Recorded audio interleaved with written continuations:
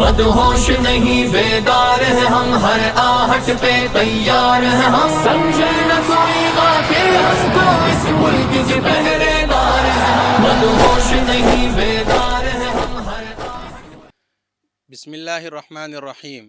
ناظرین السلام علیکم ورحمۃ اللہ وبرکاتہ۔ تحفظ دین میڈیا کے ہفتے واری خصوصی پروگرام خاص ملاقات میں میں آپ کا میزبان ضیاء الرحمن محفوظ فاروقی۔ ہمیشہ کی طرح اس ہفتے بھی ہم ایک عظیم شخصیت آپ کی خدمت میں پیش کر رہے ہیں، انشاءاللہ آپ بہت استفادہ کریں گے۔ آج کی ہماری اہم شخصیت جو ہمارے ساتھ موجود ہے، ہمارے مشفق کرم فرما حضرت مولانا ایڈوکیٹ انوار الحق اشاعتی صاحب دامت برکاتہم۔ سب سے پہلے تو ہم حضرت مولانا کا ہمارے تحفظ دین میڈیا کے اس پروگرام اور اسٹوڈیو میں استقبال کرتے ہیں، اور حضرت سے جو ہے تو اجازت چاہتے ہیں کہ ہم آپ سے کچھ سوالات کریں۔ جی، جزاکم اللہ خیر۔ السلام علیکم ورحمۃ اللہ وبرکاتہ۔ یہ میری ذرہ نوازی ہے کہ آپ نے یاد فرمایا اور اظہار محبت کی، ورنہ سچ بات یہ کہ بندہ اس قابل بالکل نہیں ہے، لیکن آپ کی محبت ہے، تحفظ دین میڈیا کی محبت ہے، تو لیجئے کسٹڈی جو کر لینا ہے آپ کو۔ جزاک اللہ۔ اسٹڈی تو کہ آپ خود ہی جو ہے تو ماشاءاللہ ایڈوکیٹ ہیں۔ تو ناظرین، سب سے پہلا سوال جو ہے تو حضرت مولانا سے ہمارا یہ ہے کہ ہم یہ جاننا چاہیں گے کہ آپ کا مختصر تعارف کیا ہے، تعلیم اور فراغت آپ کی جو ہے تو کہاں سے ہوئی؟ اصل میں یہاں سے 150 کلومیٹر دور لونار کا نام آپ نے سنا ہوگا، جی تو جہاں کی جھیل بڑی مشہور ہے، تو وہاں بندہ ناچیز کی پیدائش ہوئی۔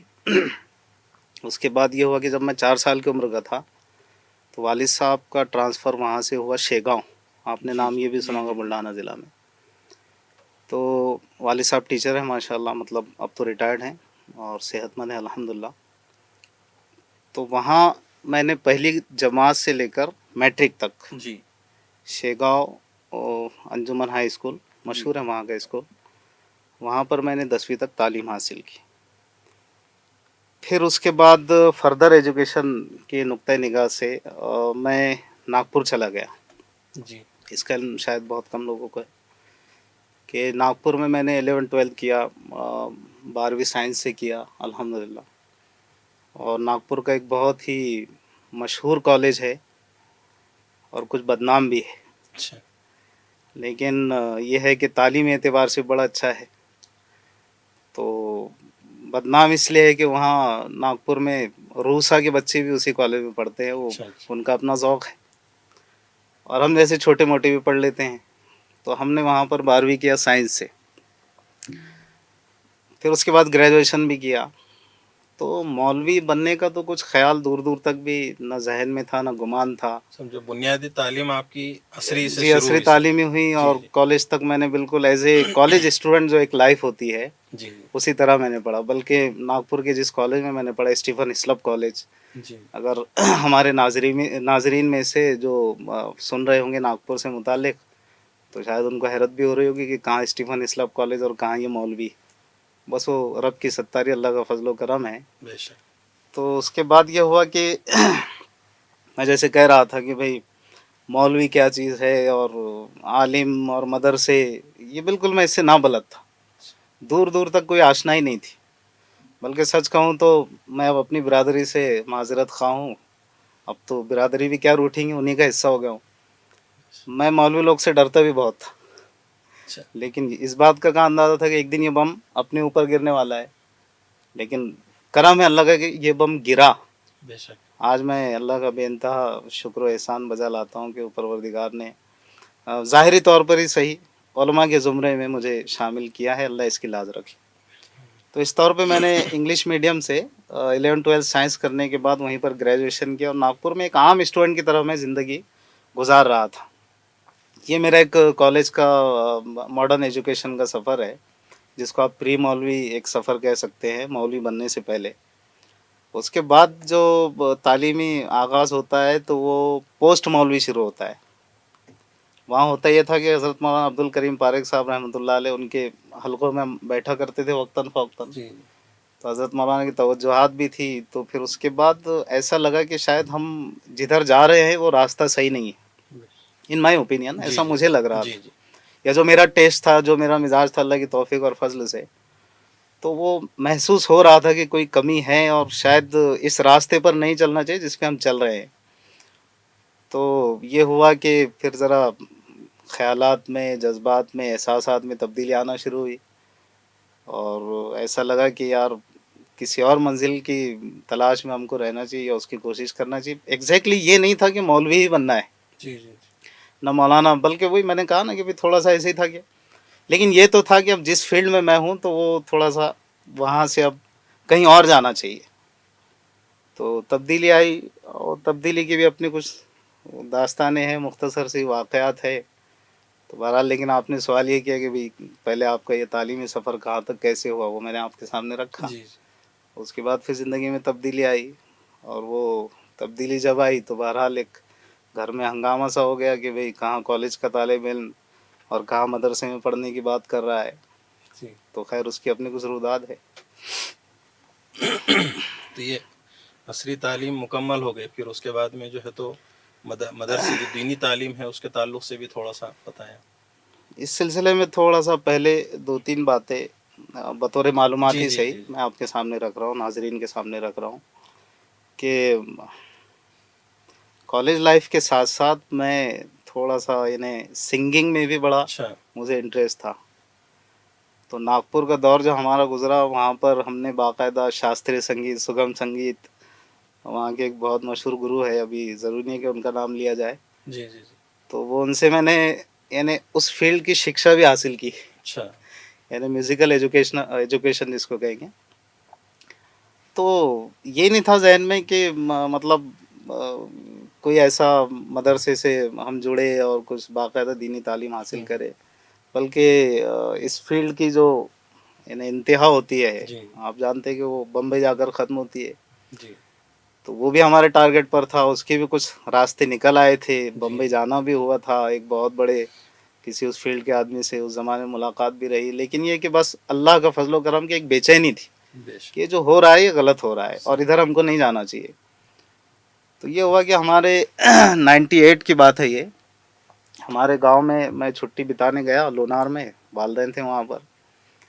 تو میں نے وہاں پر اعتکاف کا ارادہ کیا کہ بس اب تو اللہ سے مانگیں گے، اور اس اعتکاف میں اللہ سے دعا کر کے اپنے لیے کریں گے دعا کہ اللہ پاک صحیح راستہ سجا، صحیح منزل تک پہنچا.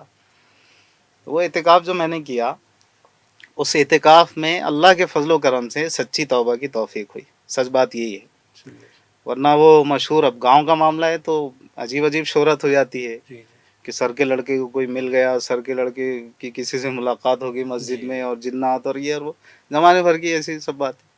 میں ہنسا کرتا تھا کہ بھئی واقعہ تو ایسا ہے ہی نہیں، لیکن یہ ہے کہ سچی توبہ کی توفیق ہوئی. بہرحال الحمدللہ کہ بھئی اب وہ جو میوزیکل فیلڈ سے بھی اور کالج کی جو عام زندگی ہوتی ہے جی جی اس سے بھی سچی توبہ کرنا ہے، اور بس اب تلاش حق یہ کہہ لیجیے آپ اس کو.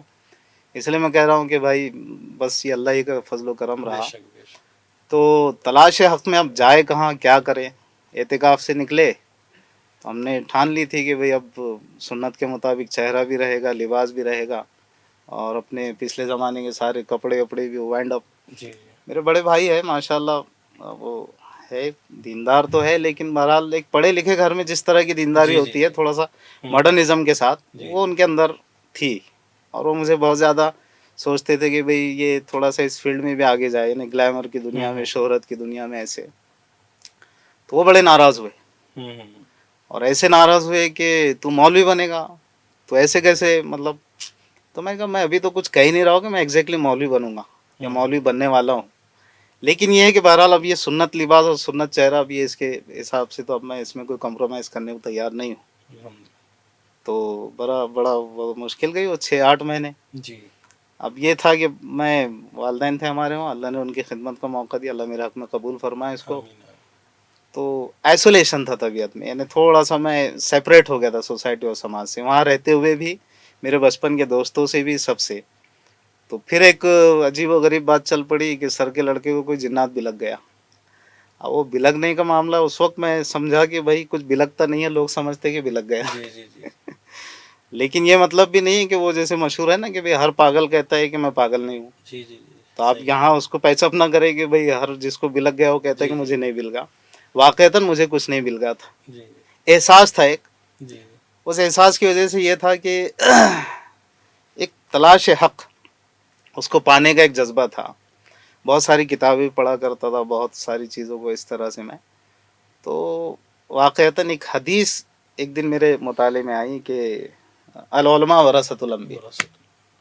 بس وہ اتنا پڑھنا تھا. مجھے یاد ہے کافی دیر رات میں کتاب پڑھا تھا, اس کے ضمن میں حدیث میں نے پڑھی تھی.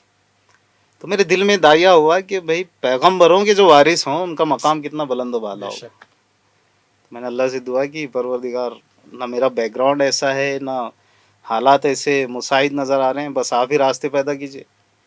تو ہم نے دوسرے تیسرے دن بات رکھی, تو پھر اور ایک طوفان کھڑا ہو گیا کہ کالج کا پڑھا ہوا اور یہ سب کچھ اتنا سب, اور مولوی بننے کی بات کریں. کیونکہ عام تصور جو مدرسے کو لے کر ہوتا ہے نا کہ بھائی مدرسے میں غریبوں کے بچے پڑھتے ہیں, یتیم پڑھتے, اس طرح کا. تو ایک طوفان گھر میں برپا ہو گیا. یہ ہوا کہ بھائی آپ کو کون سی لائبریری چاہیے, کون سی کتاب چاہیے, کہاں کی چاہیے, کتنی بڑی چاہیے, یہ سب ہم آپ کو پرووائڈ کر لیں گے, لیکن مولوی بننے کی بات مت کرو. جو اپنا اکیڈمک ہے بیک رہا اس کو کنٹینیو کرو. میں نے کہا نہیں, مولوی بننا ہے. اب یہ 8 دن بڑے خطرناک گئے, یہاں تک کہ بڑی گھر میں ایک عجیب و غریب چھوٹی سی جنگ چھڑ گئی. میں اس کو اختصاراً سناؤں کہ مجھے ایک ایسا فیصلہ لینا پڑا کہ جو آج تک جن رفقا کو کچھ یہ باتیں پتہ ہے, میرے جو قریبی دوست احباب ہے, وہ ہنستے ہیں اس پر. میں نے بالکل فلمی اسٹائل میں ہوتا ہے نا, ایک چٹھی لکھتے ہیں اپنی فرمائش اپنی بات منوانے کے لیے. وہ چٹھی ہم نے لکھی اور بالکل اس میں لکھ دیا کہ بھئی اب انشاءاللہ اب قیامت کے دن ہی ملاقات ہوگی. اب کیا کہے, بس ایک جوش تھا, جذبہ تھا. میں یہ نہیں کہتا ہوں کہاں تک صحیح تھا, درست تھا, جو بھی تھا. چٹھی لکھ دی ہم نے اور بس پکڑے اور سیدھے اورنگ آباد آ گئے. 70 یا 80 روپے لے کر آیا تھا, اس پر بھی میں نے لکھ دیا تھا کہ بھئی وہ معاف کرنا والد صاحب, میں بغیر اجازت لے کر جا رہا ہوں 70-80 روپے, لیکن بس یہ میرا حق سمجھ کر ہی لے کر جا رہا ہوں. یہاں آئے تو 3 دن میں تھوڑا سا یہاں پر الگ الگ مسجدوں میں, ایک دن شاہگنج کی مسجد میں, ایک دن جو ہے خانے کی مسجد میں رات گزاری, اور تیسری رات میں نے گزاری بس اسٹینڈ کی مسجد میں.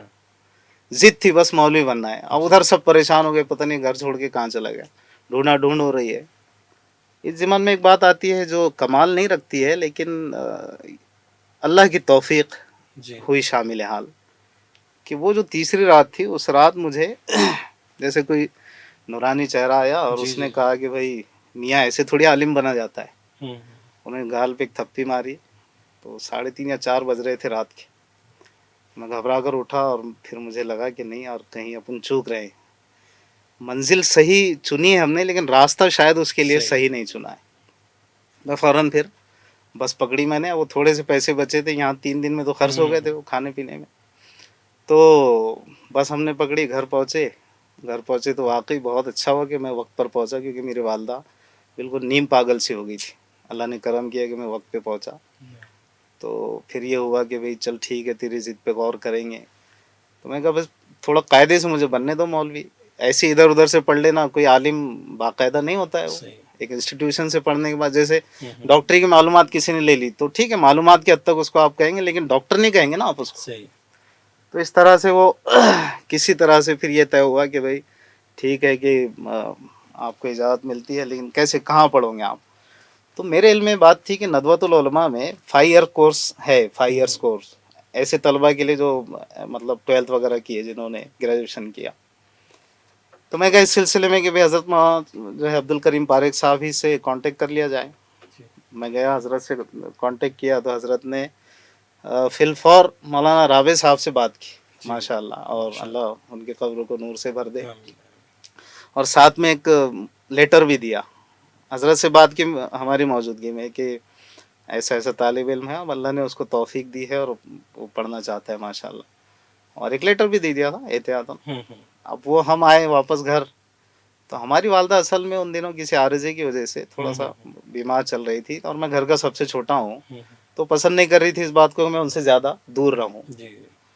تو بالآخر انہوں نے کہا کہ نہیں, وہ اتنے دور لکھنؤ کہاں ہے, کدھر ہے, میں نہیں بھیجنے والی تجھے, پڑھنا ہے تو یہیں کہیں پڑھا. تو اللہ کے فضل سے اب یہ ہوا کہ بھئی چلو ٹھیک ہے, پڑھنے کی اجازت تو مل گئی. تو ہم نے رخت سفر باندھا کاشف العلوم کی طرف ماشاءاللہ، یعنی دل وہیں جمع. تو کاشف العلوم ہم آئے، حضرت مولانا ریاض صاحب رحمۃ اللہ علیہ حیات تھے، وہ سمجھ رہے تھے میں پڑھانے آیا ہوں. انہوں نے بھی عجیب سا سوال کیا کہ بھائی پتہ نہیں، اپنے احباب کے ساتھ وہ چائے پیتے بیٹھے تھے، جنوری کا مہینہ تھا، یہ 98 کی بات، 98 99 ایسے. تو وہ 99 کی بات ہے بلکہ جنوری. تو کہا کہ بیٹھے مولانا کہاں سے فراغت ہے آپ کی؟ میں نے کہا کالج سے فراغت ہے میری. تو مولانا عجیب ہو گئی، بھائی کیا عجیب، تو کیا پڑھائیں گے آپ؟ اس طرح سے بھی کچھ بات ہوئی. تو میں نے کہا میں تو زیرو، ابھی مجھے الف با تا بھی نہیں آتا اس لائن کا. تو کہا کہ اللہ نے آپ کو لایا، وقت پہ لایا، ہمارے پاس حفاظ کی ایسی جماعت بن رہی ہے جو فرسٹ ہم اس وقت اس کا ایکسپیرینس کریں گے، اعدادی عالمیت، اس میں آپ ایڈ کر لیے جائیں گے. تو وہ 9 طلبہ تھے حفاظ اور 10واں میں. تو ہماری 10 کی یہ اعدادیہ کی جماعت جو آج تک ماشاء اللہ چل رہی ہے وہاں پر، یہ ہماری پہلی جماعت تھی جو جامعہ کا پہلا ایکسپیرینس تھا، اور وہ کامیاب رہا الحمدللہ. اور میں اس میں اللہ کے فضل و کرم سے رہا کافی. تو اس طرح سے ایک مدرسے کی لائن کی شروعات ہوئی ہے. پھر یہاں پڑھنے کے بعد ہم اعظم گڑھ گئے، اعظم گڑھ میں میں نے مشکات تک تعلیم حاصل کی، اور الگ الگ ٹیسٹ کا اللہ نے موقع دیا. سچ بات یہ ہے کہ یہاں پر تھوڑا سا میں بتا دوں آپ کو بھی، ناظرین کو بھی، کہ چونکہ پیچھے اس طرح کی کوئی گائیڈنس نہیں تھی کہ ایگزیکٹلی کس مدرسے سے کیسے جانا چاہیے. تو یہ ہوا کہ بھائی یعنی جو میرے اپنے کچھ یہاں تھے، ہمارے ایک بڑے محسن ہیں قوی فلاحی صاحب کے والد صاحب، ماشاءاللہ والد صاحب کے دوستوں میں سے تھے پہلے سے. تو وہ انہوں نے کہا بھائی تم اعظم گڑھ میں جاؤ جامعۃ الفلاح. تو یہ سن کر بھی ہمارے بہت سارے احباب کو شاید آج ایک حیرانی ہو، مطلب ایک تعجب بھی ہو رہا ہوگا. میں نے جامعۃ الفلاح میں بھی تعلیم حاصل کی، اور وہاں کا میرا وہ بھی بڑا اچھا رہا تعلیمی سال. لیکن وہاں سے قریب ہی ایک ادارہ تھا مدرسہ شیخ الاسلام، جہاں پر درس نظامی کا نصاب چلتا تھا. حضرت مولانا اعجاز صاحب اعظمی رحمۃ اللہ علیہ بڑے میرے مشفق و مہربان استاد گزرے ہیں. تو ان کی مجالس ہوا کرتی تھی جمعرات کو، ذکر کی اور تھوڑا تصوف اس لائن سے، کیونکہ مزاج میں خانقاہیت تو تھی پہلے سے، جو اب بھی الحمدللہ بزرگوں سے تعلق، بزرگوں کی باتیں، بزرگوں کی مجالس. تحریک کے ساتھ ساتھ یہ تو ایک امتزاج تو یہ ہے، یہ اللہ کی نعمت ہے جس پر میں اللہ کا شکر ادا کرتا ہوں. تو وہاں جب میں جانے آنے لگا تو دل میں بات ہے کہ کیوں نہ یہیں پر اگلے سفر کو کنٹینیو کیا جائے. چنانچہ پھر میں نے وہاں پر درس نظامی کے نصاب میں مشکات تک تعلیم حاصل کی. اب آخری بات اس سلسلے کی بچتا ہے دور حدیث. تو ہوا یہ کہ اب دیوبند جانا تھا، دارالعلوم دیوبند، کیونکہ مشکات تک تو پڑھ لیے تھے وہاں، کیونکہ سارے طلبہ ہم 32 طلبہ تھے، دارالعلوم دیوبند جانا تھا. تو پھر والدہ سے جب ہم نے بات کی تو وہ بولے اب وہ تو اس سے بھی آگے ہے، پہلے ہی میں تجھے اپنے سے دور نہیں کر رہی تھی، پھر اس میں اب تو دن بدن لا رہے، کبھی یہاں پھر وہاں پھر وہاں پھر وہاں. تو ایسا ہوا کہ بھائی انہوں نے کہا نہیں وہ کچھ بھی کر، اتنی دور میں تجھے بھیجنے والی نہیں ہوں. ان کی محبت تھی میرے لیے یقیناً بہت بڑا سرمایہ ہے وہ. تو میں نے اپنے استاد محترم سے مشورہ کیا، اعجاز صاحب رحمۃ اللہ علیہ سے. تو انہوں نے کہا کہ بیٹے قاسمی بننے کا شوق ہے تم کو؟ ایک عجیب سوال کیا تھا انہوں نے. میں کہا حضرت شوق وقت تو کسی چیز کا نہیں، اللہ کا احسان و کرم ہے. سفر ہی ایسا شروع ہوا تھا کہ بس کچھ پانا چاہتا تھا، پانے کی تلاش ہے، اور اب بھی تلاش ہے. سچ بات ہے کہ آج بھی میں ایک چھوٹا سا طالب علم ہوں. تو انہوں نے کہا بس جب شوق نہیں ہے قاسمی ہونے کا تو پھر تمہارے قریب میں پڑتا ہے عقل گوہ، جس سے میں اس وقت تک بھی واقف نہیں تھا ٹھیک سے. وہاں چلے جاؤ اور وہاں جانے کے بعد دور حدیث کر لو، اور پھر رسمی فراغت کے بعد دین کے کاموں میں لگ جاؤ. تو اللہ کا فضل و کرم ہوا کہ پھر میں دور حدیث کے لیے یہاں آیا جامعہ ارشاد عقل گوہ. اور پورے سال حضرت مولانا وستانی صاحب اللہ ان کو اچھا رکھے اور صحت مند رکھے. حضرت مولانا کی بڑی توجہات رہی، اور پھر حضرت مولانا نے یہ کہا کہ بھائی تم کو فارغ ہونے کے بعد یہیں پر پڑھانے کے لیے لگ جانا ہے. 1 سال وہاں پڑھا ہے، 1 سال پڑھانے کے بعد پھر جو ہے یہاں پر اورنگ آباد آ گئے. اس کی اپنی مزید کچھ تفصیلات ہیں، لیکن بہرحال اس طرح سے پڑھنے پڑھانے کا سلسلہ بھی شروع رہا الحمدللہ. تو ماشاءاللہ آپ ایڈوکیٹ بھی ہیں، عالمیت تو آپ نے مکمل کر لی، لیکن پھر یہ وکالت کا خیال کیسے آپ کے ذہن میں آیا؟ اب یہ ہوا کہ جب میں اورنگ آباد آیا عقل کو 1 سال پڑھانے کے بعد جب یہاں آیا، تو اب چونکہ وہ تو خالص مدرسہ ہے نا، عقل کو خالص مدرسہ ہے. وہاں عوام سے نہ رابطہ اتنا تھا، نہ دنیا میں کیا چل رہا ہے حالات حاضرات. یعنی جو علماء اکرام وہاں پر لگے کام میں، وہ اپنے بس ایک کام پر فوکس کرتے ہیں. جب ہم یہاں پر آئے تو ہم نے امامت کو جوائن کیا، مسجد کو. تو پھر پتہ چلا کہ بھائی سماج میں کیا ہو رہا ہے، کیسے حالات ہیں. اور اس وقت اے ٹی ایس بہت شباب پر تھی، اور اے ٹی ایس کے جو معاملات بھی چل رہے تھے، پکڑا دھکڑی کے، اس کو پکڑ لیا اس کو پکڑ لیا. ایک عجیب एक थ्रेट का माहौल था। जी जी जहाँ तक मैं अखबारात को देख रहा था और थोड़ा सा वक्तन फवक्तन कुछ मीटिंग्स में शिरकत कर रहा था, तो मुझे लगा कि भाई ये क्या हो रहा है, मतलब एक अजीब अनरेस्ट है। तो अब एक मौलवी के हद तक तो मैं अल्लाह की तौफीक व फजल से अपना काम कर रहा था जुम्मों के ज़रिए इसके, लेकिन ये लगा कि यार इस सिलसिले में कोई टेक्निकली भी हमको कोई चीज़ हमारे पास होनी चाहिए, या बाकायदा हमने लॉ को पढ़ लेना चाहिए। जी तो चूंकि पीछे एकेडमिक मेरे पास मौजूद था, जी जी जिस बेस पर मैं एडमिशन ले सकता था, तो 2010 में फिर मुझे ये एहसास हुआ अल्हम्दुलिल्लाह कि भाई इसको क्यों ना हम बाकायदा एडमिशन लेकर इसको एक तरीक़े और सलीक़े के साथ मुकम्मल कर लें और एक डिग्री हासिल कर लें। और उसका मकसद पेशा कभी भी नहीं रहा, आज भी नहीं, लेकिन ये कि एक आलिम को एडिशनली अगर कुछ चीज़ें वो हासिल कर सकता है उसको करना चाहिए। मैं तो कहूँगा उलमा इकराम को पैगाम दूंगा जो हमारे जैसे छोटे मोटे हैं, नौजवान उलमा ख़ास करके। तो एडिशनली जब मैंने इसको किया तो मुझे लगा कि भाई अपने काम में ये चीज़ मुआविन बन सकती है। तो अल्हम्दुलिल्लाह फिर मैंने 2010 में मैंने 5 ईयर कोर्स किया है, जानबूझकर इसलिए कि ताकि मैं बेसिक से उसको पढ़ लूँ। और 2015 का फिर मेरा एनरोलमेंट है। फिर उसके बाद ये हुआ कि मैंने 2 साल प्रैक्टिस भी किया, वो तो करना भी चाहिए आपको। लेकिन उस प्रैक्टिस का जो मैंने नतीजा निकाला वो ये कि भाई बहुत सारे मैटर्स ऐसे हो सकते हैं कि अगर आप कोर्ट के बाहर ही उसको थोड़ा सा वक्त देकर दोनों पार्टीज़ को समझाएं बुझाएं और शरीयत के हिसाब से अल्लाह रसूल के खौफ उनको दिलाकर कुछ थोड़ा सा अगर काउंसलिंग कर लें तो ये उससे बड़ा काम है। सही है, बेशक। पेशे से बढ़कर अल्लाह इधर आपको अज्र देगा। वो पेशे में तो आपको रुपया मिलेगा, खिदमत के नाम पर कहने को बहुत सारी चीज़ें कही जाती है, लेकिन अमली तौर पर खिदमत बहरहाल कोई अलग चीज़ है, लेकिन करने वाले करते भी बेचारे अपने पेशे में भी खिदमत करते हो, बात वो नहीं है। तो हमको एहसास हुआ, तो फिर हमने एक छोटा मोटा सा एक ग्रुप बनाया, काउंसलिंग ग्रुप। तो अल्हम्दुलिल्लाह पिछले 4-5 सालों से हमने कई ऐसे मैटर्स जो कोर्ट की नज़र हो सकते थे, ये लफ्ज़ मैं कह रहा हूँ, कोर्ट की नज़र हो सकते थे, कई परिवार, कई फैमिलीज़, कई बच्चियाँ, अल्लाह के फजल करम से हमने थोड़ा बहुत अल्लाह रसूल का खौफ दिलाया, पीछे उनको थोड़ा सा लेकर बैठे, ऐसे वैसे कुछ समझाया या थोड़ा सा उनको वक्त दिया, तो कई मैटर्स ऐसे थम गए। ये अल्लाह का एहसान व करम है। लिहाजा मैं ये बात कहूँगा कि भाई हम सबको भी चाहिए कि हम पहले अपने आप ही को वक्त दें। लड़के वाले लड़की वाले या जिस तरह का भी डिस्प्यूट है हमारा, उसमें दोनों फरीकैन थोड़ा सा रुक जाया करे, जल्दबाजी ना करे, जा करके कंप्लेंट कर दिया, FIR कर दिया और फ़ौरन जो है कोर्ट की नज़र हो गई। ये थोड़ा सा इसमें हम लोग अपना मिजाज बनाएं कि हम क्यों ना अपने मामलात को आपसी मुफाहमत के साथ उसको हम अंजाम तक पहुँचाएँ और सेटल करने की कोशिश करें। तो इसके अभी जैसा अब जो हालात चल रहे हैं, तो माशाल्लाह जैसा आपने दीनी तालीम, असरी तालीम, उसके बाद में वकालत की भी आपने जो है तो डिग्री, तो अब इस वक्त जो है तो आपकी क्या मसरूफियत है जैसा? अब ये हुआ कि जब हम तालीम ताल्लुम में लगे थे तो यकीनन यहाँ पर काबिल ज़िक्र है ये बात कि 2010 में, यानी पढ़ना पढ़ाना तो चल ही रहा था, लेकिन 2010 में जब मैं यहाँ मौलिम 2010 तक रहा एक खाना दारुल, लेकिन हमारे खुसर मोहतरम इंतकाल हो गया, अल्लाह ताला उनको गरीक रहमत फरमाए। 6 महीने हुए हैं। उनके दिल में दाया आया कि क्यों ना हम अपना एक ऐसा इदारा कायम करें कि जो सिर्फ हम रन करें, उसको हम चलाएं। चुनांचे उन्होंने खुद अपने ज़ाती माल से उसकी तामीर भी की और अब तक भी वो हमारी जो यानी ससुराली रिश्तेदारी है, ससुरे साहब, फिर निस्बती भाई बरादरान, ये लोग अपनी ज़ाती माल से उसको चला रहे हैं माशाल्लाह। 2010 से 2021 लग चुका है अल्हम्दुलिल्लाह।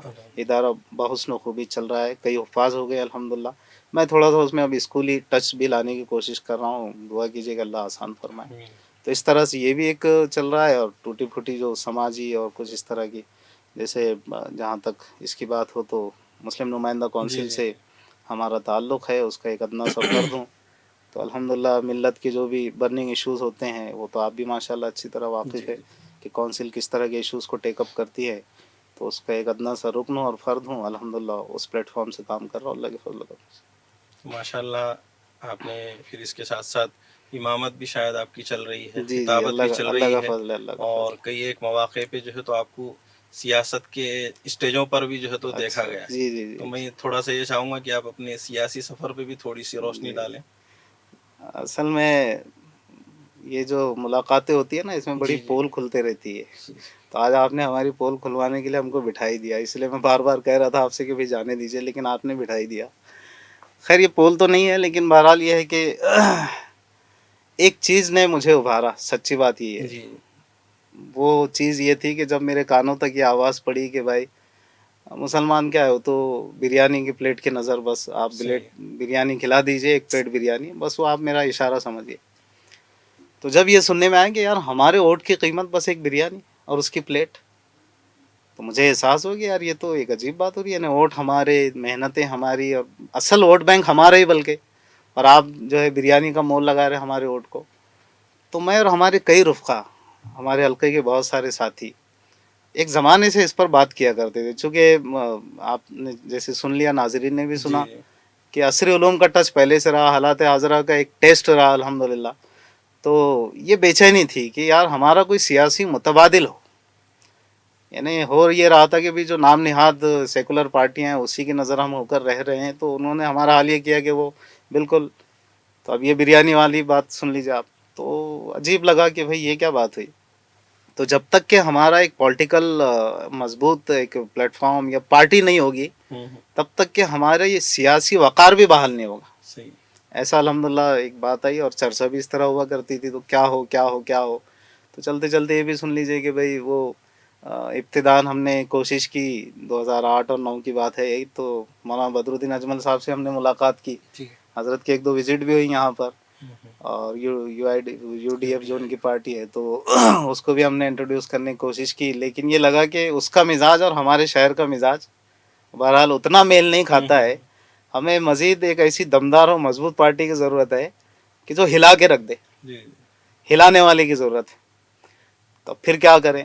اب یہ ہوا کہ ایک خلا آ گیا 2-3 سال کا، بھی کیا کرے. ہمارے ایک گروپ ہے ماشاءاللہ احباب کا. تو پھر اس میں یہ ہوا کہ چونکہ بیرسٹر اسدالدین اویسی صاحب کو ایک زمانے سے سن بھی رہے تھے، اور وہ مسلمانوں کی جس طرح سے ترجمانی ایوانوں میں کرتے ہیں، تو اس چیز نے اپیل کیا کہ بھائی کیوں نہ اسد صاحب سے ذرا کچھ اس سلسلے میں بات کر لی جائے. تو اور بھی کچھ گروپس تھے، اس میں ناچیز بھی تھا. تو یہ ہوا کہ بھائی ان کے سامنے ایک سچویشن رکھی جائے اور یہ کہا جائے کہ بھئی اورنگ آباد کی زمین کے لیے ہم راہیں ہموار کرتے ہیں، تمہید تیار کرتے ہیں، اگر آپ آئیں تو ہو سکتا ہے کہ کامیابی اللہ رب العزت دے دے. یہ صرف اس مقصد سے تھا کہ یہ جو ہمارا سیاسی وقار ڈیمیج ہوا تھا، بلکہ اس کا گراف بالکل لوگوں نے گرا دیا تھا، اور ہم کو ایسا سمجھ رہے تھے بالکل یہ تو کہیں جا ہی نہیں سکتے ہم کو چھوڑ کر. کوئی متبادل ہمارے پاس نہیں تھا. اس وقار کو بحال کرنے کے جذبے سے پھر الحمدللہ ہم نے دعوت بھی دی، ہم نے جو کچھ ابتداً کوشش کرنی تھی وہ بھی کی، اور یہ تھا کہ بس اب یہ گاڑی چل پڑی انشاءاللہ. تو پھر میں تو ایک ادنا سا طالب علم، لیکن اپنے بزرگوں اور اسلاف کا جو نظریہ ہے کہ بھئی سیاست میں اتنا ہی رہو، کیونکہ ہمارے بزرگ کبھی بھی اس سے غافل نہیں رہے ہیں. بعض اکابرین شامل بھی رہے ہیں، وہ ان کا اپنا ظرف تھا. لیکن عام جو جس کو جمہور ہم اصطلاحاً کہتے ہیں، ان کا مسئلہ یہ رہا کہ بھئی ٹھیک ہے، اس سے آپ نا آشنا نہ رہو، اس کو آپ بلکہ موڑ دے سکتے تو دو، لیکن یہ کہ خود اس میں حصہ نہ بنو اس کا. الحمدللہ وہی روش میں نے اختیار کی. جب یہ گاڑی چل پڑی، یہ سب ہوا، تو میں نے اپنے آپ کو اس سے سیپریٹ کر کے اس معنی میں یوں سیپریٹ کیا کہ بھی میں نے اب تک کوئی اس کی پوسٹ یا اس کی باقاعدہ کوئی ممبرشپ وغیرہ نہیں لی ہے. الحمدللہ ہم نے جب تک سمجھا کہ یہ قوم و ملت کے لیے بینیفیشنٹ ہے سیاسی طور پر، تو اس کی تائید بھی کیے اور اس کو ہم نے سپورٹ بھی کیا. اور یہ ہم ذہن میں رکھتے ہیں کہ اس طرح سے جو بھی اگر مسلمانوں کے سیاسی وقار کو بحال کرنے کے لیے کوئی سیاسی پارٹی کام کرتی ہے تو تب تک اس کا ساتھ دیا جا سکتا ہے. بہرحال یہ بھی اصل میں دیکھا جاتا ہے کہ عموماً آپ اور اپنے علاقے میں خاص طور سے اورنگ آباد میں جو مجلس اتحاد المسلمین کے جو اجلاس ہوتے ہیں یا تشہیری پروگرام وغیرہ، اس میں جو ہے تو آپ اور والد محترم حضرت مولانا محفوظ الرحمان فاروقی نمایاں ہوتے.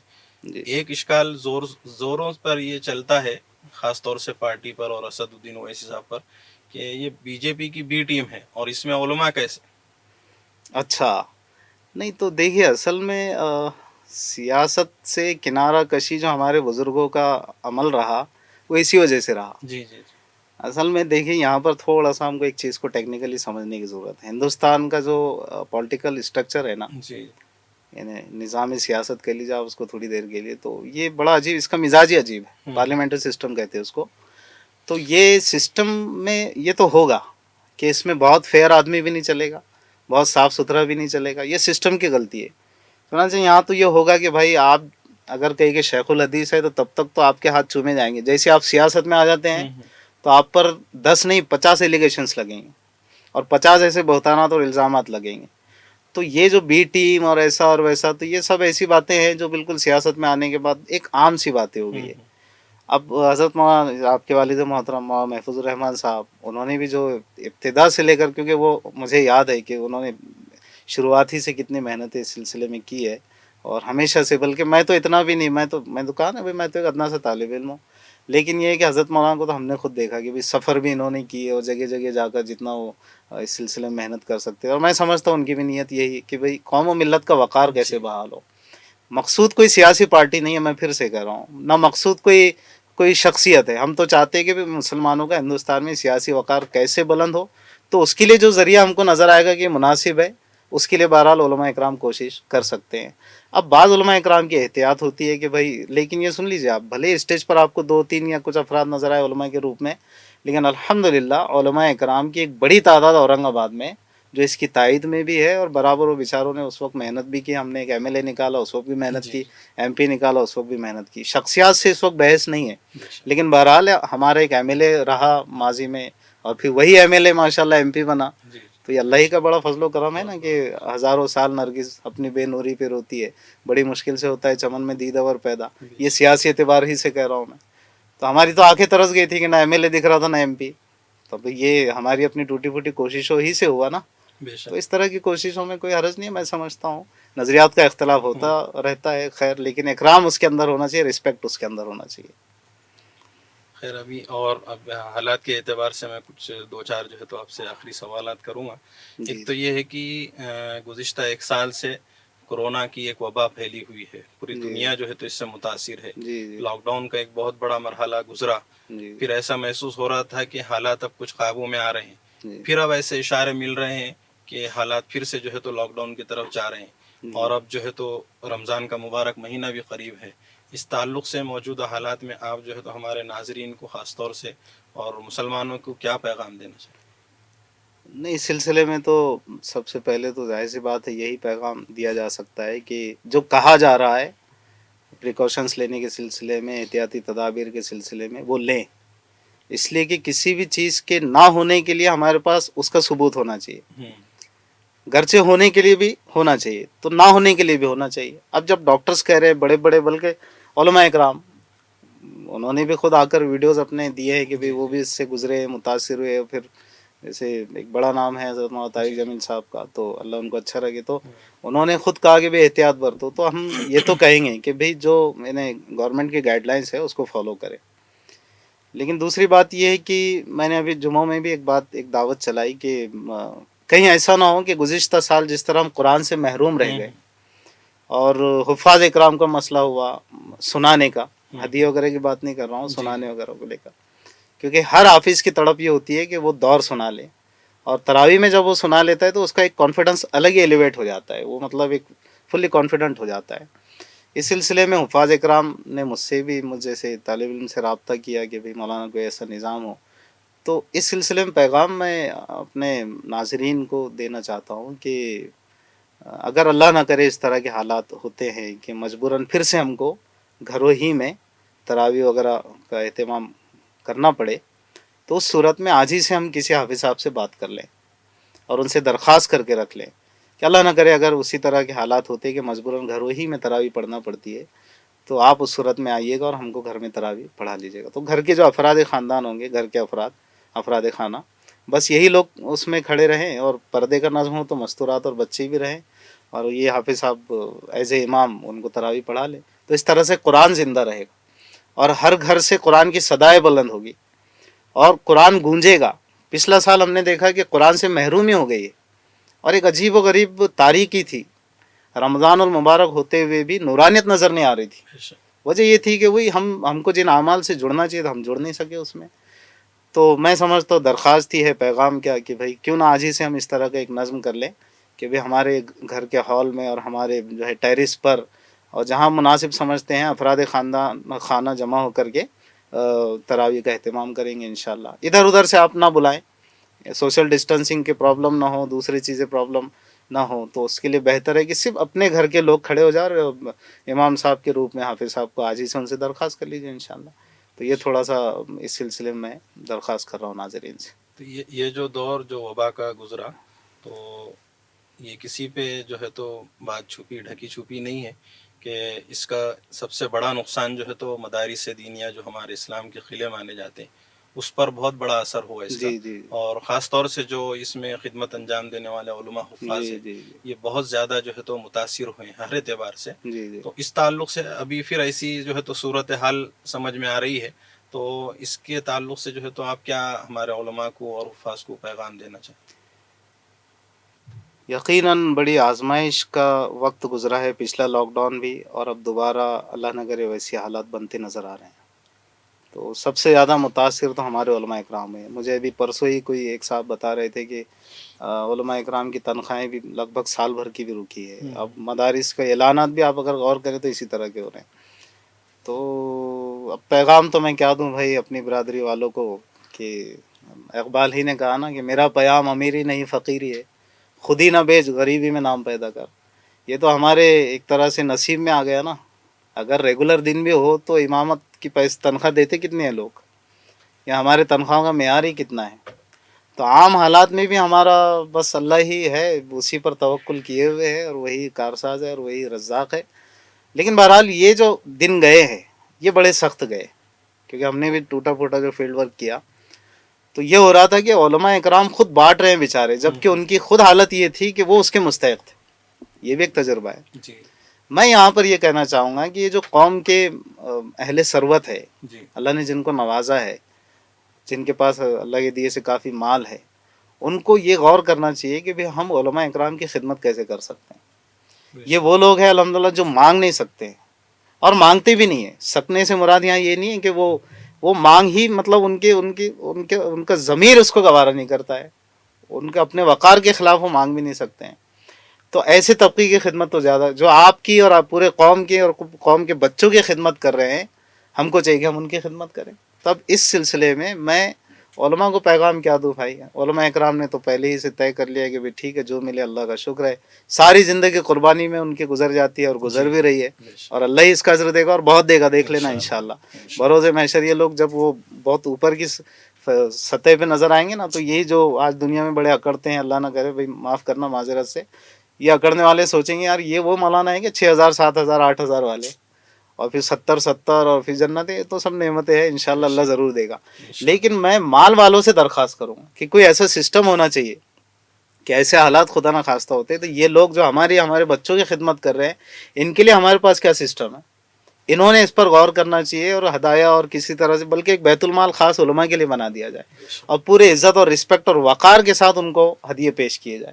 یہ نہیں کہ آپ صدقے کا اس میں اسینس ڈال دیں اور تھوڑی سی صدقے کی بو بھی آنے لگے، مولانا بیچارے بڑے ضرورت مند ہیں ان کو لگ رہا ہے دینا چاہیے. نہیں، مولانا ضرورت مند ہو نہ ہو، انہوں نے ہماری اتنی خدمت کی اور کر ہی رہے ہیں، ان کا احسان ہے ہمارے اوپر. تو ایسے سنگین حالات میں تو ان کا حق بنتا ہے کہ ہم ان کی خدمت کریں. یہ میں اس کو تھوڑا سا ایسے حالات میں ضروری سمجھتا ہوں. بے شک صحیح ہے. اب ایک جو ابھی اس وقت جو ہے تو ٹرینڈنگ میں چل رہا ہے ایک مسئلہ، گزشتہ دنوں جو ہے تو احمد آباد کی ایک لڑکی نے جو ہے تو جی پانی کے کنارے سمندر کے ایک ویڈیو بنا کر کے جو ہے تو ڈالی، عائشہ نامی. جی اور ایک ایسا ماحول اس کے بعد سے پیدا ہوا ہے کہ مطلب پوری دنیا کے لوگ جو ہے تو ایک بیدار ہو گئے جیسا. پھر اس تعلق سے طرح طرح کی جو ہے تو ابھی بحثیں چل رہی ہے، ٹی وی کے اوپر بھی، سوشل میڈیا پر بھی، اور مختلف انداز میں لوگ جو ہے تو عائشہ کے نام سے جو ہے تو وہ کر رہے ہیں. تو عائشہ کی خودکشی کے تعلق سے آپ کیا کہیں گے؟ خودکشی والا عمل تو اس بچی کا غلط ہی تھا، اور ظاہر سی بات ہے کہ خودکشی کرنا یہ ایک بزدلی کی علامت ہے. میں تحفظ دین میڈیا کے حوالے سے اور واسطے سے ہر ایک کو پیغام دینا چاہوں گا، خاص کر کے بچیوں کو، کیونکہ بچیوں میں جذباتیت زیادہ ہوتی ہے کہ حالات کتنے سنگین ہو جائیں اور کتنا ہی آدمی محسوس کرے کہ یار بالکل اب میں کہاں جاؤں کیا. تو خودکشی کبھی نہیں کرنا چاہیے، مقابلہ کرنا چاہیے. آج اگر اندھیرا ہے تو کل اجالا ضرور ہوگا. کسی نے کہا نا کہ رات جتنی بھی سنگین ہوگی صبح اتنی ہی رنگین ہوگی. تو مایوس کبھی نہیں ہونا چاہیے. اور ہم کو تو قرآن نے سکھایا ہے کہ لا تقنطوا من رحمت اللہ، مایوس کبھی نہیں ہونا چاہیے اللہ کی رحمت سے. حالات بدلتے ہیں اور بدل کر رہتی ہے. لیکن دوسری طرف یہ ہے کہ بھئی یہ جو سماج میں اس طرح کے واقعات ہوتے ہیں نا، یہ کیوں ہوئے، یہ زیادہ اہمیت کا حامل ہوتا ہے ہمارے لیے. جو ہوا وہ نہیں ہونا چاہیے تھا الگ بات ہے، لیکن ایسا ہوا تو کیوں ہوا. تو آپ اگر غور کریں تو ہمارے جو شادی بیاہ کا جو ایک سسٹم ہم نے خود ساختہ بنا لیا ہے، اور جہیز کا لین دین کہو آپ، اس کے علاوہ ایکسپینسیو جو میرجز ہو رہی ہے، بڑے بڑے ہال، کھانے دانے، دکھاوے، اسٹیج بازیاں، رقے بازیاں، انڈے بازیاں، یہ بھی میں کہتا ہوں بیانوں میں اکثر. تو یہ جتنی بازیاں ہیں نا، یہ سب غیر اسلامی بازیاں ہیں. 6 اعمال کا نام نکاح ہے بس. وہ 6 اعمال پر مبنی اگر ہم نے نکاح کر لیا تو انشاءاللہ ہر غریب بچی کا بیاہنا آسان ہو جائے گا. اور یہ جو مسائل ہو رہے ہیں نا، یہ سارے مسائل ختم ہو جائے گے انشاءاللہ. تو سنت طریقے کے مطابق اگر آپ نے نکاح کو انجام دیا تو انشاءاللہ کوئی مسئلہ نہیں ہے، سماج میں سکون ہی سکون آئے گا، ہر غریب بچی کا اٹھنا آسان ہو جائے گا، گھروں میں چین آئے گا، سکون. کیونکہ میرے نبی کا فرمان ہے، اعظم النکاح برکتن ایسر ہو مؤنہ. اگر تم نکاح کی برکت چاہتے ہو، میں اس کی ترجمانی مفہوم پیش کر رہا ہوں کہ اگر ہم چاہتے ہیں، اس سے جو مفہوم نکلتا ہے کہ برکت اگر حاصل ہو ہم کو نکاح کی برکت یہ ہے کہ بیوی واقعی ایسی مل جائے کہ آپ کو لگے کہ یار ماشاءاللہ کہ اچھا شریک حیات ملا. بہو کے روپ میں بہو نہ آئے، بیٹی آ جائے، گھر کا سکون مل جائے آپ کو. تو اس کے لیے ضروری ہے کہ ہم سنتوں کو زندہ کریں. سنت سے ہٹ کر نکاح ہوں گے تو کبھی بھی برکت نہیں آ سکتی. یہ میرا ماننا ہے، اور اس سلسلے میں یہی میری درخواست ہے ناظرین سے کہ بھئی عائشہ نے جو قدم اٹھایا ہے، اللہ تعالیٰ اس کی مغفرت فرمائے. ہر جانے والے کے لیے دعا کرنا چاہیے، استغفار کرنا چاہیے، الگ بات ہے. لیکن بہرحال اس کا یہ قدم درست تو نہیں تھا، لیکن یہ قدم اٹھایا تو کیوں اٹھایا، اس سلسلے میں ہم سب کو اپنا علاج کرنا چاہیے. اس کی فکر تو آپ چھوڑ دیجیے آپ، لیکن ہم کو اپنی فکر کرنا چاہیے کہ ہم کیا کر رہے ہیں، ہم سماج کو کیا دے رہے ہیں. دیکھیے کسی شاعر نے کہا نا، کل نہ پوچھا تو آج پوچھے گا، وقت سب کا مزاج پوچھے گا. نسل نو کو دیا ہے کیا ہم نے، یہ بدلتا سماج پوچھے گا. تو سماج بدلتا ہے ہم سے، تو ہم کو آج یہ طے کرنا پڑے گا. اور ایک سوال یہ ہے کہ ابھی حال ہی میں جو ہے تو ایک بحث چل رہی ہے. ویسے تو ہر آئے دن جو ہے تو اسلام پر، دین پر اور شریعت پر جو ہے تو مختلف انداز میں جو ہے تو حملے ہوتے رہتے ہیں، اعتراضات ہوتے رہتے ہیں. تو ہمارے ملک میں بدقسمتی سے جو ہے تو ایک ملعون بھی ہے، ملعون وسیم رضوی، اس کا نام بھی لینا ہم لوگ بس جو ہے یہی تو زیادہ مناسب مناسب نہیں ہے، لگتا. یہی زیادہ مناسب ہے. تو اس تعلق سے جو ہے تو آپ کیا کہیں گے، جیسا اس نے جو پہلے تو میں گستاخی کی یہی ہے کہوں گا قرآن کے کہ تعلق سے. ایسے لوگوں، یہ خودرو پودے ہوتے ہیں. آپ نے دیکھا ہوگا بارش کے موسم میں کہ وہ جس طرح سے کچھ اگ جاتے ہیں، کچھ ہریالی، کہیں کچھ ایسے، کہیں خاردار، چھوٹے موٹے ایسے، تو کوئی اس کو گنتا نہیں ہے. ہم نے بھی ایسے لوگوں کو گننا نہیں چاہیے. یہ ان کی کیا اوقات ہے کہ یہ کہیں کہ بھائی قرآن میں یہ رہنے دو اور یہ چھوڑ دو اور یہ نکالو اور وہ کرو. پہلی بات تو خودرو بھی ہے یا خودرو نہیں ہے تو لگائے گئے ہیں. اور یہ ایسے بدماشوں سے اور ایسے مکاروں سے، بلکہ ایسے ملعون، جو صحیح درست آپ نے لفظ کیا، نہ اسلام سے اس کا کچھ تعلق رہا، اور میں کہتا ہوں سماج سے بھی اس کا تعلق نہیں ہونا چاہیے. سماج نے بھی اس کا بیک آؤٹ کر، صرف مسلم سوسائٹی نہیں بلکہ غیر مسلم سوسائٹی نے بھی ایسے جو بدماش ذہنیت رکھنے والے نا، ان کا بیک آؤٹ کرنا چاہیے. تاکہ جو سوسائٹی میں انریسٹ پھیل رہا ہے اور تھوڑا سا بے اعتمادی پھیلتی ہے اور اصل چیز کی طرف جانے کے بجائے لوگ خواہ مخواہ الجھ کے رہ جاتے ہیں، تو ایسے بدماشوں کو سوسائٹی سے نکال دینا چاہیے، بیک آؤٹ ان کا کرنا چاہیے. رہی دوسری طرف سپریم کورٹ کی بات، اگر چلتے چلتے میں کہہ دوں تو سپریم کورٹ نے خود انٹرٹین کرنا نہیں چاہیے. وہ ایکسیپٹ نہیں کرے گا سپریم کورٹ، کیونکہ وہ اس کی جو یاچیکا ہے، پیٹیشن ہے، وہ انکانسٹیٹیوشنل ہے. آرٹیکل 25 اس کو کبھی بھی نہیں قبول کرتا ہے کہ آپ کسی کے مذہبی، کیونکہ ہم کو آزادی حاصل ہے اس کے تحت. آرٹیکل 26(2) کے تحت بھی ہم کو پوری آزادی حاصل ہے. تو اس کی سماعت تو درکنار، ہاں سماعت اس پر ہو، اگر آپ نے پوچھ ہی لیا ہے اس خبیث و ملعون کے بارے میں، تو سماعت اس پر ہو کہ اس کو کس ہاسپٹل میں ایڈمٹ کیا جائے، پاگل خانے میں، اور کون سا اچھا پاگل خانہ رہے گا جہاں اس کو ایڈمٹ کیا جائے، بلکہ کسی ایسی کون سی جیل میں ڈال دیا جائے کہ سماج ہی سے دور رہے. تو یہ تو بہرحال میں اس سلسلے میں اس اینگل سے جانے کے بجائے کہ یہ تو کسی نے کیا ہے اور ایسا اور ویسا، بہرحال وہ تو سب کے سمجھ میں آ رہا ہے کہ کیا لگ رہا ہے پیچھے کون سی طاقتیں ہو سکتی ہے، واللہ تعالیٰ عالم. لیکن بہرحال مسلمانوں کے لیے یہاں سے جو پیغام بنتا ہے کہ ہم خود قرآن سے کتنا جڑے ہیں. سوال تو یہ ہے نا، ابھی کتنے ہمارے بھائی ہوں گے ایسے کہ جو 26 آیتوں کی بات کر رہا ہے، وہ 26 آیتوں سے کتنے مسلمان واقف ہیں؟ یار ایگزیکٹلی وہ کون سی 26 آیتیں ہیں؟ اگر میں آپ سے اور آپ مجھ سے یا ہم کسی سے پوچھے مذاکراتاً، تو اس میں سے کتنے لوگ نکلیں گے جو کہیں گے کہ بھئی ہاں یہ فلاں صاحب نے جس سلسلے میں وہ کیا ہے اور یاچیکا داخل کی ہے سپریم کورٹ میں، وہ یہ 26 آیتیں پتہ ہی نہیں ہے، صورتوں کے نام پتہ نہیں ہے. میں اکثر کہتا ہوں جب صورتوں کے نام لیے جاتے ہیں تو ہم صورت کو دیکھتے ہیں ایک دوسرے کی. تو یہاں سے نتیجہ یہ نکالا جائے کیونکہ قرآن وہ ہے نا کہ بدلے گا زمانہ لاکھ مگر قرآن نہ بدلا جائے گا، وہ تو مسلمہ ہے صاحب، دنیا ادھر کی ادھر ہو جائے گی، قرآن نہیں بدلے گا، بدل بھی نہیں سکتا ہے، اللہ نے اس کی حفاظت کا وعدہ کیا۔ سوال یہ ہے کہ ہم خود قرآن سے کتنے جڑے ہیں۔ تو میں اپنے آپ کو سب سے پہلے، سننے والوں کو، سب کو یہ دعوت دوں گا کہ بھی ہم قرآن کو پڑھنے والے بنے، بلکہ ہمارے عام ناظرین جو ہمارے بھارتی بھائی برادران وطن ہیں وہ بھی قرآن کو پڑھے اور سمجھنے کی کوشش کرے کہ قرآن ہم سے کہتا کیا، یہ اللہ کا پیغام ہے، رب کا پیغام ہے۔ ایک میں اس میں جو ہے تو غلط ہوگا اگر میں یہ تذکرہ نہ کروں کہ جیسا عائشہ نے جو قدم اٹھایا، پھر اس کے بعد میں جو اس کی وجوہات جو سامنے آئی، تو اس میں زیادہ زور جو ہے تو جہیز کی لعنت کے اوپر چل رہا تھا۔ جی تو اس سلسلے میں جو ہے تو ہمارے ملک کی جو ہے تو سب سے بڑی تنظیم all India Muslim personal law board اس پر بہت مضبوط انداز میں جو ہے تو کام کر رہی ہے۔ ابھی اس کا 3 روزہ غالباً آن لائن کانفرنس بھی چل رہا ہے، جس میں ملک کے بڑے علماء کرام جیسے حضرت مولانا سید محمد ولی رحمانی دامت برکاتہم، اور اس کے علاوہ جو ہے تو مولانا سجاد نعمانی صاحب دامت برکاتہم، اور کئی بڑے علماء اکابرین جو ہے تو اس میں خطاب کر رہے ہیں، اور ایک مستقل جو ہے تو زمینی سطح پر بھی جو ہے تو سادہ اور مسنون نکاح کے نام سے یہ تحریک چل رہی ہے۔ تو اس سلسلے میں جو ہے تو میں آپ سے یہ جاننا چاہوں گا کہ اور ہم اس میں کیا مزید نکھار پیدا کر سکتے ہیں، اور لوگوں کو اس تعلق سے کیا پیغام دیں گے؟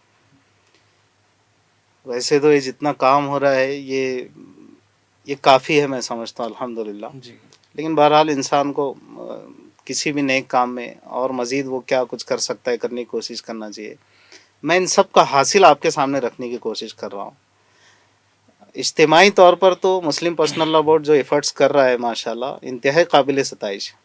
اس کے علاوہ جتنی بھی تنظیمیں تحریکیں اگر مستقبل میں بھی کرتی ہے، لیکن اس سے زیادہ شاید یہ ضروری ہے، بلکہ یہ کوشش کا حاصل ہی ہے، جی اس سے زیادہ بھی نہیں، تقابل ہم کیوں کریں۔ اس ساری کوشش کا حاصل ہی یہ ہے کہ ہر شخص یہ طے کر لے کہ انشاءاللہ نکاح سنت کے مطابق کرے، بے شک تو سارا مسئلہ حل ہو جائے گا۔ چیز آئے کہ میں آپ سے کہوں کہ قاری صاحب یا فلاں صاحب بھائی دیکھو نکاح ایسا ہونا چاہیے، جب میرا موقع آئے، میرے گھر کی شادی کا موقع آئے، میرا موقع تو خیر نکل گیا ابھی، تو گھر کی شادی کا موقع ہے، تو اس وقت بندہ طے کر لے کہ بھائی میں اپنے گھر کا نکاح میرے بچے کا، بچی کا، بھتیجے کا، جس کا بھی ہو، وہ سنت کے مطابق کرو۔ جب ہم نے یہ طے کر لیا، دیکھیں معاشرے کی اصلاح ہوتی ہے فرد کے ذریعے، جی اور افراد ہی پھر اجتماعیت میں ڈھلتے ہیں، تو ہم اجتماعی جو جتنی بھی ایفرٹس اور کوششیں کرتے ہیں نا، اس کا حاصل یہ ہے کہ فرد کے اندر اصلاح کا پہلو آ جائے اور اس کی اصلاح ہو جائے۔ تو کیوں نہ ہر شخص ہم میں کا طے کر لے، بھائی جو ناظرین بھی سن رہے ہیں، کہ بھئی یہ سب کوششیں اسی لیے چل رہی ہے کہ ہم میں کا ہر شخص یہ طے کر لے انفرادی طور پر کہ میرے گھر کا نکاح انشاءاللہ سنت کے مطابق ہوگا، یہ اس کا حاصل ہے۔ بہت شکریہ، جزاکم اللہ خیر و احسن الجزا۔ آخر میں جاتے جاتے جیسا اب آپ تحفظ دین میڈیا پر آئے، حاضری ہوئی آپ کی ماشاءاللہ، ویسے آپ پہلے سے بھی واقف ہیں۔ اصل بنیادی مشن اور کام تو ہمارا تحفظ ختم نبوت کا ہے، لیکن ملک کے حالات کو دیکھتے ہوئے ہم نے جو ہے تو نئی الگ الگ انداز میں، ٹوٹے پوٹے انداز میں جو ہے تو کوششیں شروع کی ہے، جیسا خبروں کی خبر کا ایک سلسلہ ہے، اور ابھی حال میں پرائم ٹائم جو ہمارا الحمدللہ ایک بہت خاص پروگرام ہے، روزانہ رات میں 10 بجے آتا ہے، اس کے 300 ایپیسوڈ الحمدللہ مطلب پابندی سے ہم 300 دن سے اس کو چلا رہے ہیں، اور اب یہ سلسلہ بھی جو خاص ملاقات کا ہوا شروع، اس میں بھی جو ہے تو 8-10 اس کے ایپیسوڈ ہو گئے ہیں الحمدللہ۔ تو آپ تحفظ دین میڈیا کے ناظرین اور خاص طور سے ہمارے لیے کچھ دعائیں یا کلمات اور آپ کے جو ہے تو تاثرات ہمارے لیے۔ جزاک اللہ، ضرور ضرور، بالکل، اس لیے کہ نام ہی اس کا تحفظ دین ہے، تو میں تو کہوں گا کہ بھائی جیسا اس کا نام ہے ویسا اس کا کام ہے۔ شاید ان الفاظ سے بہتر کہاں سے اور کوئی لفظ لاؤں کہ جیسا اس کا نام ہے تحفظ دین، تو ایسے ہی اس کا کام بھی الحمدللہ۔ یہ میں بلا تملق و تکلف کہہ رہا ہوں، اس لیے کہ مجھے آپ کا ابتدائی زمانہ بھی یاد ہے، تو وہ زمانہ بہت پیچھے نہیں گزرا ہے ابھی، یعنی ایسا قارئین یہ جو ناظرین سن کر یہ نہ سمجھے کہ بھائی وہ زمانہ تو مولانا خود پتہ نہیں کتنے بڈھے ہو گئے، قاری صاحب بھی کیا، یہ بس بہت قریب کی بات ہے، ماضی قریب ہی سے آپ نے جی ہاں 3-4 سال پہلے اس کا آغاز کیا، لیکن اللہ نے آپ کے اخلاص یا محنتوں کی بنیاد پر، والد صاحب کی بھی سرپرستی آپ کو حاصل ہے ماشاءاللہ، تو اتنا آگے بڑھا دیا، اللہ نے بڑھایا، اس کا کرم ہے، احسان ہے کہ آج میں دیکھ رہا ہوں اس کے سبسکرائبر بھی، اس کے ویورز بھی ماشاءاللہ، اور بہت زیادہ فائدہ ہو رہا ہے۔ تو میری دعائیں تو یہی ہے کہ چونکہ اتنے کم وقت میں اللہ نے بہت تیزی سے آگے بڑھایا، تو کم عرصے میں اتنی ساری منزلوں کو پا لینا، یہ اس بات کی علامت ہے کہ ابھی بہت دور تک جانا ہے انشاءاللہ۔ تو میں پورے تحفظ دین میڈیا کی نظر اقبال کے چند اشعار کروں گا کہ ستاروں کے آگے جہاں اور بھی ہے، ابھی عشق کے امتحان اور بھی ہے، تو شاہی ہے پرواز ہے کام تیرا، تیرے سامنے آسماں اور بھی ہے. اڑتے جائیے اور خوب آگے بڑھتے جائیے، انشاءاللہ اللہ آگے بڑھائے گا. کیونکہ میں دیکھ رہا ہوں اللہ کے فضل و کرم سے بڑا اچھا کام چل رہا ہے، اور اللہ نظر بد سے بھی بچائے. اور ایک زبردست اور ایک ایکسکلوزونیس، یعنی اس کے اندر ایک خاص نظر آتی ہے بات جو عام دیگر چینلز میں اتنی نظر نہیں آتی ہے. لہٰذا میں تو کہوں گا ناظرین سے بھی کہ اس کو خوب دیکھا کریں آپ، اور اس سے فائدہ اٹھائے زیادہ سے زیادہ، اور دعائیں بھی کریں کہ اللہ رب العزت ہر اعتبار سے، یہ تحفظ دین کا چونکہ کام ہو رہا ہے تو اس اعتبار سے اللہ رب العزت اس کی حفاظت بھی فرمائے. یہ میری آپ سبھی کے حق میں دعائیں ہیں، اللہ تعالیٰ اس کو قبول فرمائے. آمین یا رب العالمین. چلیے ناظرین، آج کے لیے اتنا ہی کافی ہے. انشاءاللہ اگلے ہفتے خاص ملاقات میں پھر ایک نئی شخصیت کے ساتھ ہم آپ کے روبرو ہوں گے. تب تک کے لیے مجھے اجازت دیجیے. خدا حافظ. السلام علیکم ورحمۃ اللہ وبرکاتہ. السلام علیکم ورحمۃ اللہ. جزاکم اللہ خیر.